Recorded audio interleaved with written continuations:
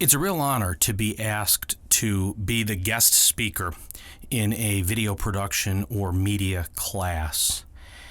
And as I prepare for the next speaking engagement I have, which is at Kent State University coming up in a few weeks, I get to speak to video production students.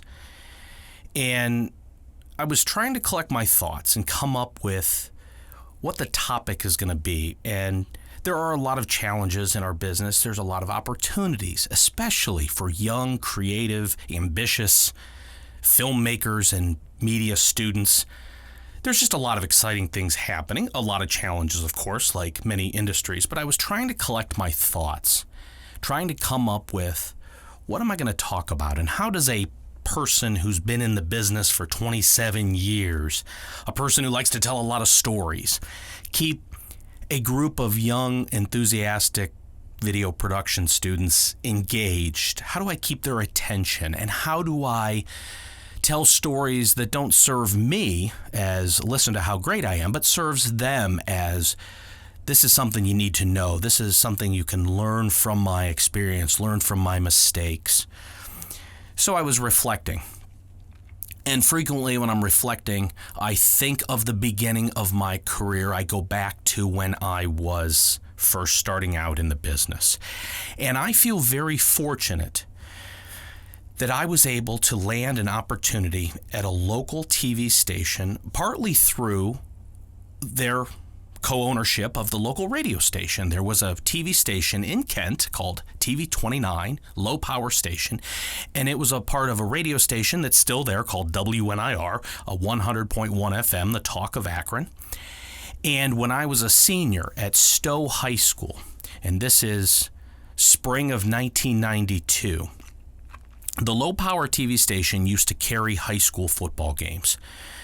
And I was at Stowe High School the video production person. I was the school videographer. I ran the high school media program. We produced a weekly TV show. It aired on all the TVs in every classroom. We had the Channel 1 system, which, by the way, is where Anderson Cooper got his start in media when he worked for Channel 1. It was a high school news broadcast.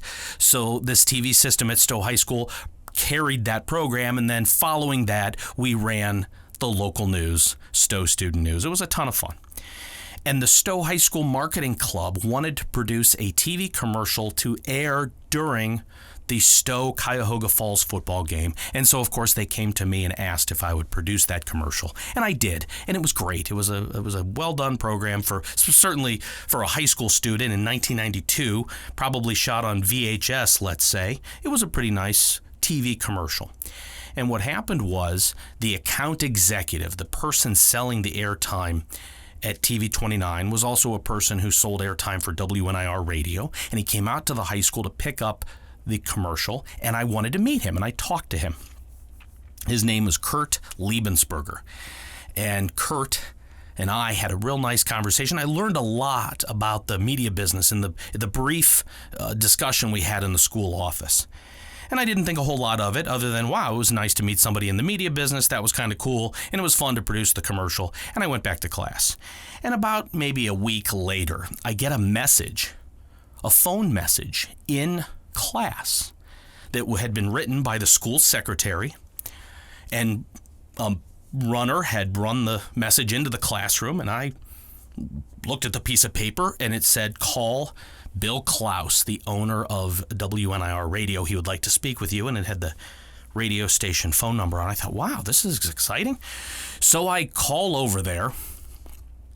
And what he was looking for was a high school student to intern, come out basically to work at the station. And of course, at that time, I didn't understand the idea of low-power television and local radio, that interns can frequently be a source of inexpensive labor. And what had happened was the station management, the owners, were fairly impressed with the commercial that we had put together. And they asked Kurt, who's this high school student that did this, and that's how my name came up, and they reached out to me at the high school. And next thing I know, I'm on the phone with the owner of the station, and he's telling me that I could come out there after high school and do an internship. And I jumped all over this. I thought, this is going to be great. This is wonderful. This is what I want to do with my life. I was thrilled. So I would go out to Kent, which was about a 10 or 15 minute drive. It was the town next to Stowe, Ohio.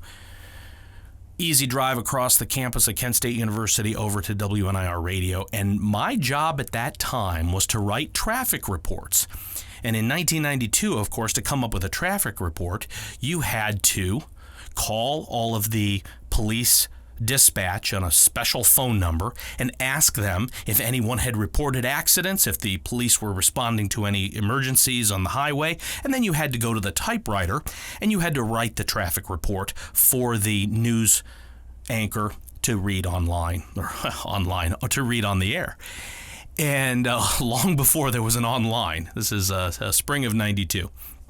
And I would go over there and I would do this from 3:30 to 6:30 for the afternoon drive, which worked out just perfectly. And then, of course, I'd come back to the high school and work on the TV show. And, my grades weren't super spectacular, but boy, I embraced the media work and did all this. And I was probably getting a D or an F in science, but I was living the media dream and having a blast. And as part of doing the traffic reports on WNIR Radio, of course, the TV station, TV 29, was just down the hall.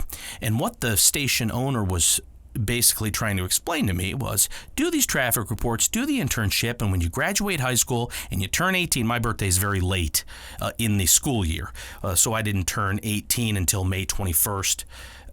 End of my senior year. So he said, once you're 18, you can work at the TV station because we need you to work till midnight. So I landed the job of working at TV 29 because I had interned writing these traffic reports and just waiting till the time was right. And so I learned at an early age, they're just going to park you somewhere, they're going to give you some experience, and when the opportunity opens up, off you go. So I actually really enjoyed the radio side of the business far more than I even expected that I would.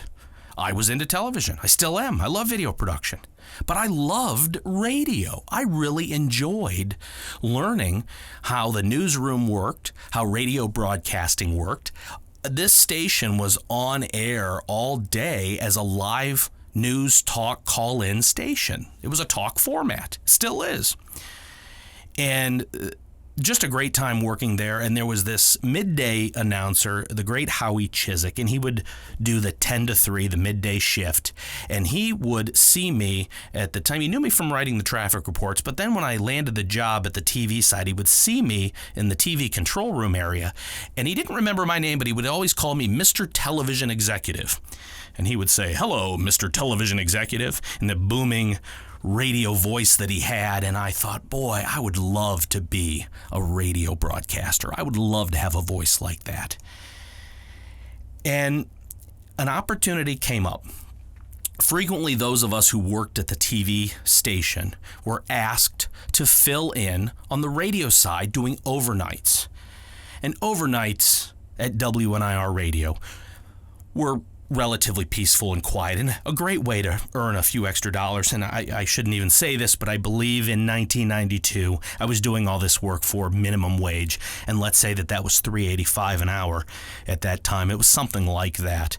And I was instructed not to say anything to anyone around me because there were a number of people who were unpaid interns from the local college, maybe from Kent, maybe from the University of Akron. There were quite a few, I remember, from the Ohio Center for Broadcasting. Might have been even the Connecticut School of Broadcasting. Then it became the Ohio Center for Broadcasting, now the Ohio Media School. But at any rate, in 1992, $3.85 an hour was minimum wage, but it was more than what the interns were getting paid. So I learned another lesson there was don't talk about what you're getting in terms of compensation. I learned all these lessons very early during this internship. They were really teaching me, and I think it's possible. Well, school is important, and the diploma and the tuition and all of that are very important. But it's possible that you learn just as much, if not more, in these real-world experiences. And I think that's what I'm coming to as I figure out what I'm going to talk about. I want to change my presentation, change it up a little bit for the college students to keep them engaged. They don't need a lecture. But is there something I have to offer here? Is there some story I can provide? And here's what I was thinking. As I was thinking back to my days at WNIR Radio and TV 29 and being the wide-eyed young TV professional, I suppose, Mr. Broadcast professional, I remembered a time when I had the opportunity to do my first overnight on WNIR. And working overnights means you're the only person in the building. And being that it's an all-talk format, you could actually sit back and relax simply playing back the recorded talk show of the day. So let's say we were going to run the Mike Reagan or Mike Gallagher or one of the national talk shows. Those shows were recorded during the workday on a reel-to-reel machine, and then your job as the overnight person was to play back the show. Let's say they're 3 hours long. And your job is to play the tape back and then insert the commercials, which were all on these carts, which were like, for most people in broadcasting know what a cart is, but they're like an 8-track tape that has a 60-second spot on it. And so the 1 hour, 2 hour, 3 hour reels of audio on these on the reel-to-reel machine might have been an hour-long show or an hour-long segment. So during the commercial breaks that you would play off of all these carts, you would switch out the reels. The station had an alarm. So if somebody went off the air, just like I paused just there for a second, but if you paused for too long as the on-air broadcaster, as the on-air announcer, there would be the dead air alarm. And that was telling you that the audience that was not getting any sound, that the transmitter had somehow stopped or the equipment had stopped or somehow something wasn't right. So my first opportunity to do overnights on radio, on WNIR, it's about 3 o'clock in the morning.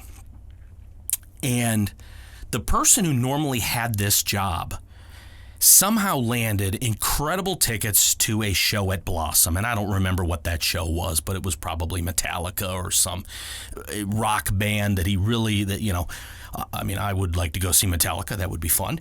But at any rate, he really wanted to go to this show. I was covering his shift. And so he knew that if I screwed this up, it would reflect on him. And he knew it was my first time, and he had trained me. And I go into the studio, and I'm having a great time. I'm playing the show, and at 3 o'clock in the morning, the dead air alarm goes off. The reel had stopped. The reel-to-reel machine continued to turn. The reels were turning. The tape was moving through all of the levers and over the reader, but there was no sound coming out. Somehow, probably, the record had failed, and so I had a reel with half of a show on it. And at that point, I had no idea what to do, so I started grabbing the carts and playing commercials. And I'm in the world's longest commercial break. I've now played 10 commercials in a row. And then I decide I'll come on and read the weather. Because part of the job, and this was probably the most fun of the whole gig, you go on and you read the weather at the top of the hour, in between the reels. So I got to be on the air going, hey, it's going to be partly cloudy tomorrow at the high of 80. And, I'm 18 years old. I'm trying to find my broadcaster voice, which really I still don't have. But I had a blast trying. So I read the weather, and then I start playing more commercials. And as you play a commercial, you have 60 seconds to run around the studio and figure out how to solve this problem. So I'm thinking, do I just grab another show? So I'm looking, I don't know where the other shows are. I only know where Mike Reagan and the Mike Gallagher show are. I don't know where any other shows are. And this must have been maybe 4 in the morning. It's at the end of the shift, let's say. And the rest of the crew, the morning show, comes in at 5:30. So what am I going to do with this hour and a half I need to fill? So I decide, this is going to be my big break in broadcasting. I decide I'm going to start talking. So I open up the mic and I say, WNIR 100 FM.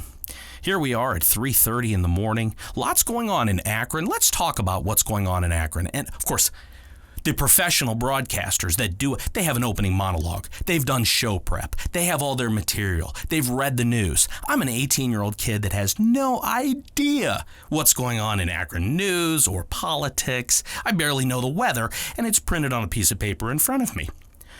So I decide to open up the mic and just start talking. And my first caller, the phone lit up, and I knew how to put a caller live on the air. And I thought, this is great. Somebody is listening at 4 o'clock in the morning, and I'm going to take my first call. And I push the button and I say, WNIR caller, you're on the air. Go ahead, please. And it's my coworker from who knows where. The concert is over, I'm sure, but he's still up and he's listening, and he is not happy that I have decided to open up the mic and go on the air. And he said on the air, "What do you think you're doing?" And I said, well, the reel stopped. I've run every commercial we have twice. I don't know what to do. He said, well, you need to go over to the other end of the... He goes, wait a minute, am I on the air right now? And he had used a few choice words when he first called. He said, he didn't exactly say, what do you think you're doing? And so he said, take me off the air right now. I'm calling you on the private line. This line should not be on the air. And I thought, okay. So basically, all of the chewing out that I got for attempting to solve this problem by going live on the air went out live on the air. So my first experience as a broadcaster was getting chewed out. And I, as long as I live, will never forget this. And I think if I tell this story to the students at Kent State in the media class, maybe some of them want to be filmmakers, maybe some of them want to go into video production, they want to be camera operators, animators. There might be one person out of the 50 or 70 in this classroom interested in radio. So maybe this story wouldn't resonate at all. But the overall point of this story is that I was terrible, but I was on the radio. I was absolutely terrible. And the challenge in today's media business is, where do young professionals go to be terrible? Where do they go for their first shot at it? The first shot that matters. The first shot that's at a business, not in the college bubble. The professors and the instructors, certainly, they can teach. They're good. They're industry professionals. They know what they're doing. And they can critique. But is it more meaningful when it's actually live on the air and not protected in that bubble that is college world? Many of these colleges require that internship. And in many cases, that internship involves shadowing, making coffee, carrying equipment. But does that add to your reel? Does that give you a real opportunity to be bad, to screw something up? And I look back and I consider how fortunate I was to have found myself in a place where I was going to get yelled at, where I was going to be chewed out, even if it was live on the air. And thank God there was only one listener, and it was him. But the reality is, there has to be a place for young, ambitious professionals, for creatives, to go out into the world and try something, even if they're going to get yelled at. And there has to be a place for us to develop that thick skin, to be able to be critiqued, to be able to take the fury of somebody who's older and maybe is a little bitter, or maybe they're angry, or maybe they didn't quite turn out where they wanted to be in life, or maybe they went to a concert and they were pretty drunk. Who knows? But the world is filled with people who are older and have a lot to offer, and who may have a delivery method in their speech and communication that is perhaps a turnoff, perhaps it's mean, perhaps it's harsh. But we have to figure out a way that these wonderful, ambitious, creative young professionals can learn from those who have been doing something for 27 years. We have to be able to teach thick skin. Maybe this is the speech I need to give. As I work through this, as I try to figure out how I can make an impact, my message is, go out there and fail. Go out there and get chewed out. Go out there and be bad at something so that you can get good at it. There needs to be a little self-awareness a little understanding that no matter what, there's always going to be something we're going to be bad at. We're never going to perfect our craft. We always can be better. And after 27 some years in media production, I've learned this. I can always give a better speech. I can always produce a better video. I can run a better company. I can come up with better marketing campaigns. And I certainly have a ton that have failed. And I look back and I study those failures. So all of us are going to have something that we're bad at, and we're going to continue to be bad at until we get good at it. And it's awkward. It's cringeworthy. It's that feeling in the stomach like, oh, that speech was terrible. That recording was awful. What am I doing here? Am I wasting my time? But to convince these students to go somewhere, be bad at it, get chewed out, work to improve, come back, do it better, stay with it. And that's the key. Persistence, to stay with it, even when you feel like it's all falling apart. And what am I doing here? And why did I spend 4 years of my life studying this? And the reality is there might be, for each 100 students in a giant auditorium listening to a speech, there might be 1 or 2 dream jobs and 100 graduates all vying for that one dream job. And maybe there's 60 or 70% of the students in the room that won't pursue a career in this industry. And we have to face that reality as well, that it's a challenge to get in when it's competitive. There's a supply and demand issue here. But as I work through what I would like to share in this speech, I have a genuine interest in helping everyone in this room, everyone even listening to this podcast, to be successful.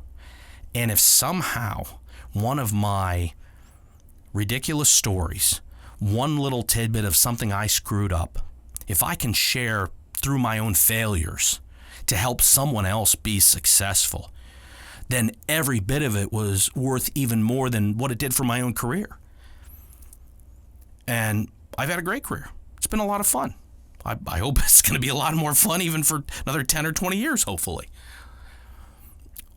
But the thought that maybe, just maybe, I can go into that classroom, tell a few stories, answer a few questions, that something that I screwed up or failed at even 25, 27 years ago might have value in helping one of these incredible, talented students be successful. Get their brains churning about what am I going to do after I graduate. To drive home that point that you've got to do the internship. You've got to put your heart and soul into that entry-level position to advance.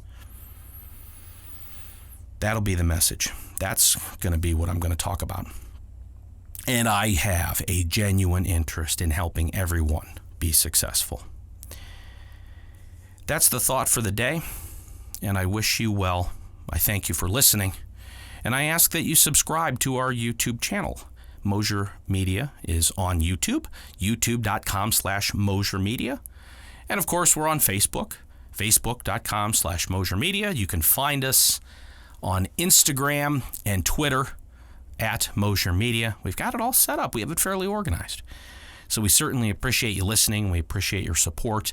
And hopefully, through the content that we create and the stories we tell, we can help everyone in our audience and everyone that we encounter to reach their goals and to be successful. Thanks for listening.